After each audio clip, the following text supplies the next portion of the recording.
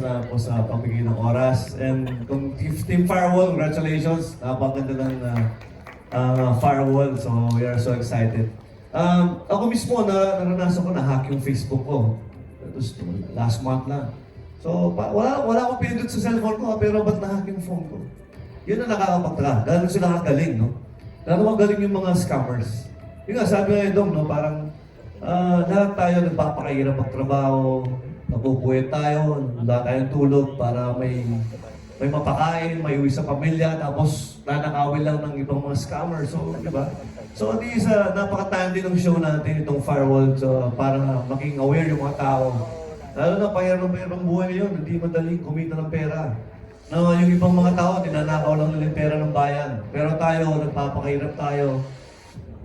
Sumusunod tayo sa rules, you're law-abiding citizen, tapos nagpapakahirap tayo, pero still, hindi natin alam kung saan napupunta yung mga pera natin, mga taxes natin. So, siguro lahat itong pinagdadaan natin ngayon. So, sana makabangon pa yung Pilipinas. Itong ating, hindi ko alam kung nawawala ba o natutulog ba o nagpapaka na lang yung mga tao sa mundo na sa, di ba? Parang hirap ng ano. Kaya itong Firewall, dito tayo mag-focus. Panoorin natin itong Firewall dahil alam ko maraming makaka-relate dito sa show natin. Ayan, congratulations and thank you. Ito, labo mo. Same to you, sir. Back to you, sir. The question is from Mr. Neil Serrano, one of our KOLS. Ayan, saan po ba? Andito po ba siya? Hello po. Ayan. And the question is for Luis and John Vic. Paano naka-apekto ang hirap ng training sa chemistry nyo sa set? Ano yung mga naging adjustments nyo sa mga characters na gagampanan ninyo for this series? Well, ako, actually, gusto ko lang syempre mag-thank you sa lahat ng buo ng Firewall sa production. Miss Ali, Miss Joy, creatives, kila Direk Kevin, Direk Rico, maraming salamat. And syempre sa cast, dahil grabe yung tulong din at the same time, kasi sa totoo lang, isa to sa mga parang pinapangarap kong role. Ang isa sa maging parang operations, sundalo, and sa tulong ng Air Force, talagang lahat ng na-training ko doon, at least kahit pa paano na nabigyan ko sila ng idea kung paano talaga Kasi guys, si John Vic po talaga ay Philippine Air Force. So ayun yung mga CQB, kung paano pasukin yung building kapag nasa jungle. So at least kahit paano marami tayong tutunan. And sabi ko nga, kung may natutulong ako sa kanila when it comes to handling different kinds of guns, yung natutulong naman din nila sa akin sa pag-acting, at sa mga fight scene like ito, yung mga judo, mga suntukan. And talaga masasabi ko, challenging at the same time na enjoy ko. So talagang gustong-gusto ko ito yung character ko dito. Thank you. Thanks, John Vic. Luis? Ayan, magandang hapon po sa ating lahat. Gusto ko lang po kayo pasalamatan na you gave us your time today to help us promote and spread awareness sa ating bagong abangan Task Force Firewall. Maraming salamat po kala Miss Ali, kala Miss Joy, kala Miss Cheryl, and everyone, the bosses, and the production po, and the casting crew. Palakpakan po natin sila. Ayan, to answer your question, Kuya, it's very helpful na we have someone like John Vic kasi yun nga, tulad sabi nila direct, yung precision and accuracy of what we're trying to portray here, gusto namin real life talaga. Yan ang pinag-usapan namin nila Direk Rico, na kailangan makatotohanan lahat nung sinishare namin kasi hindi lang to basta palabas. This is a message. It's an advocacy to spread awareness, to protect our loved ones from the scams, and not just the scams, yung mga identity theft, kasi maraming mga buhay ang masisira. Hindi lang just involvement of losing money, but the creation of conflict within the family or organizations. So, and then malaking tulong din po na lahat ng artista they're very collaborative. As in yung the way na nag-share po kami ng knowledge, whether it's for fight scenes, acting, or the shots, kung ano man po, lahat valuable information yung nabibigay ng bawat isa. And for that, I'm very grateful for working with a great team here. Congratulations po sa atin. Thanks for Firewall. Thank you, guys. And our next question is from Chad Rosete of Manila Feed. This is for Kylie and Miguel. Did you undergo any special training for the action sequences in the series? Tell us about your Buwis Boy experience na nag-rappel kayo sa 17th floor ng GMA building in preparation for the show. Maraming salamat, Lexi. Ayun, nag-military training kami. Kasama sila Jack, Buboy, si Miguel. And yun yung bagong ginawa ko, and yung rappelling nga. So that's what's new for me. Ako, since ito nga yung isa pinaka-una kong hard action, nagkaroon ako ng training din with the army sa Tarlac naman kami na nag-overnight ako. Kasama ko si Chesko nun eh. So, kailangan ko kasi kailangan ko mas maintindihan pa kung paano mahawak ng baril since first time ko. Dahil yung Batang Reyes, drama action siya. So, yun, kailangan ko yung training. And yung rappelling din, first time ko yun, sobrang nakakaba. Pero dahil very supportive yung prod natin, sila Miss Ali, sila Miss Joanna. Saka si Direk. Oo, actually, si Direk may idea nun. Di ba, Direk? Yung rappel. Sabi ni Direk, kailangan natin ng pasabog, kailangan.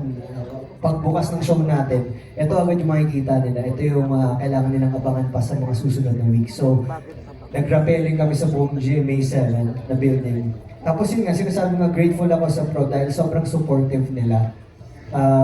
Talagang sinisiguro nila yung safety namin at yung suporta nila nandun. So kami bilang artista, gusto rin namin suportahan yung prod na, gusto nyo pagawa sa amin to, since gusto nating pagandahin yung show, gagawin namin. Hindi kami nagdalawang isip ni Kylie na, rappelling, training bukas. Ikaw, hindi ka nagdalawang, ako nagdalawang isip ako. Kasi dalawa akong anak na naghihintay sa akin. Pero ano kasi, on my part naman, yun ang pinakagusto ko sa trabaho ko, na bilang artista, nakakapasok ako sa buhay na hindi ko buhay, tapos nagagawa ko yung mga hindi ko talaga nagagawa kasi nabawasan na yung pagiging daredevil ko dati nung bata ako, nung wala pa akong anak, gusto ko yan. Pero nung nagkaanak na ako, binawasan ko na. But then, nung na-experience ko na yung parang lumilipad na feeling, it was worth it. It was worth all the fear and the kaba. Worth it talaga. Tsaka worth it para mapaganda yung show namin. So, Guys, take note, sila talaga yung nag-rappel. Grabe. Hindi po, mga Apat 6 na times. 6 ba? 6, 8? 4 to 6 times kasi Nung may training pa third eh. time na, para na kami nagpaparasailing. Shoutout din kay Abidja, nakasama namin. Oo! Nakahawak pa ng camera yun. Oo, nag-rappel, may hawak na camera, saan ko nakakita? Ayun o. Maraming salamat kay Len Miguel. Abangan natin yan guys. Ako grabe nung napanood ko din parang We're right back mga kaibigan. Our Ayaw next... mo rin yun, no? Ay naku. Subukan natin. Pero yun nga, dahil nag-rappelling na kami, madami pang ideas sa direct na gusto Yes, namin gawin na mas natin. intense, mas nakakatakot, pero abangan nyo na lang. Sana matuloy. Sana. Enjoy. Abangan natin yan mga kapuso. Sabi nito namin. Our next question is from Jaiko Manangan. At ang question natin is for Kylie, Jack, Buboy, and Miguel. If your character has a signature weapon in real life, what would it be and why? Sinong unang gustong sumagot? Kung Character or as Kylie? if your character, ulitin ko Buboy. Hirapan kasi siya English kasi ito. If your character had a signature weapon in real life, what would it be and why? I think si Isa's, my character's name. Gumagamit siya ng baril because she has to. Tapos, she's on a mission. Pero I think deep inside, ayaw niya talagang, kung posible, hindi siya papatay ng tao. But, kung pipili siya, hand combat na lang. Para there's a chance na pupusasan na lang niya yung character ko. Pero as Kylie, hindi naman kasama, but I'll just say it. Gusto ko knife. Kasi mas intimate ang knife. It cuts like a knife. Yung character kasi gala feeling ko. Ano yung tawag doon, boy, yung nilalagay sa fingers? Knuckle, yung 4 fingers. 4 fingers. Kasi feeling ko yung yung character ko kasi parang mas gusto niyang mas ramdam yung bawat suntok eh. Parang mas intimate din. Pero yung, ano mo yun, kasi pag baril, parang hindi niya ramdam eh. Pero pag sinusuntok niya yung kalaban niya, mas ramdam niya, mas na re-release niya yung galit. And at the same time, masasaktan din siya. So parang, ayun po. So, Knuckles. Boy, Jack muna. Si Jack muna. Signature weapon, wala naman ibang hawak dito, hindi computer lang. Siguro kung ano lang yung favorite kong i-access. So, yung computer yung hampas mo sa... Eh, powerful yun, alam mo ba? Oo, grabe yun. Nandun lahat. Gastos yun. Basta ang character, bigyan mo lang ng laptop, kaya ko na i-access lahat. Ganun. Pero yun na lang kung ano favorite natin i-access. Siguro kung ako tatanungin mo, CCTV. Para makamusta natin mga malan sa buhay, makita natin through. Sino ba yan? Uy! Pero in real life, anong gusto mong signature weapon? As Jack Roberto. Mga rifle, no? Mga Yes, boy. Siguro, bukod dun sa sobrang haba kong baril, nakita na revolver, thank you po, Chip. Bukod dun sa revolver ko na hawak, kasi si JJ takot naman din sa baril eh. Kahit nga ayaw niya nga rin gamitin niya kasi gusto talaga ni JJ ay magpalipad po talaga ng drone. Yun yung hobby niya. At kung gagamitin ko siya as Robert, Robert Smart. Siguro drone pa din. Kasi una-una sa lahat, takot ako sa heights. Oo, so natutuwa ako dun sa drone talaga na ang daming pwedeng gawin sa drone. Pwede siyang gawin through defense. Pwede rin siyang gawin through attack.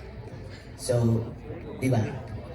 And for communication and for surveillance. There's so many ways to do the So, drone ang drone. signature weapon. Yeah.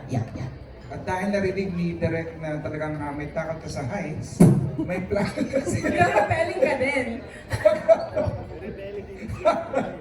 para ma-conquer mo yung fear mo sa heights. Jesus. Guys, palakpakan po natin guys. There you have it mga kapuso. Maraming salamat sa makagulang kwentuhan ngayong hapon. And at this point, to our cast and directors, please invite everyone to catch the world premiere of Task Force Firewall. Unahin muna po natin, Direk Rico. Sige, in behalf of the cast, Kylie and Megan, please invite everyone to watch.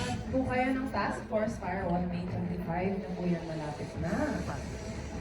5 araw na lang ba? 6 days na lang daw Task Force Firewall. Sana matulungan niyo po kaming mag-spread ng awareness na lalabas ng Task Force Firewall para makapag-spread din kami ng awareness sa mga pwede pang ma-scam, ma-hack na accounts. At yun lang po, sana po magtulong-tulungan po tayo dahil ang hindi lang karma ang digital ngayon, pati yung mga pang-hold up digital na rin. So, mas maging aware po tayo at sana supportahan niyo po ang Task Force Firewall. After Master Cutter, 8:55 p.m. Thank you very much guys. Maraming salamat mga kapuso. Talaga bang hindi lang aksyon, kundi punong-puno ng aral at liwanag sa mundo ng online. Abangan ng Task Force Firewall. Simula ngayong May 25, Monday to Friday, pagkatapos ng The Master Cutter sa GMA Prime and online via Kapuso Stream and GMA Play. Global Pinoys can also catch the program via GMA Pinoy TV. Naisin natin pasalamatan dahil talaga namang di lang tayo nabusog sa mga kwento, kundi pati na rin sa masasarap na pagkain inihanda.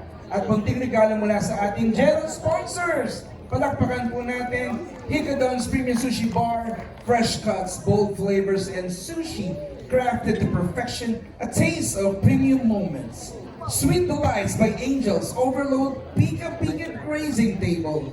Donut Wall by Hazel, sweet, stylish, and one of our crowd favorite. And Leather Goods, Manila, handcrafted with care, personalized for you. Maraming salamat guys. Palakpakan po natin ang lahat ng buo ng Task Force Firewall ngayong May 25 na pagkatapos na ng Master Cutter. Maraming salamat guys. Salamat po.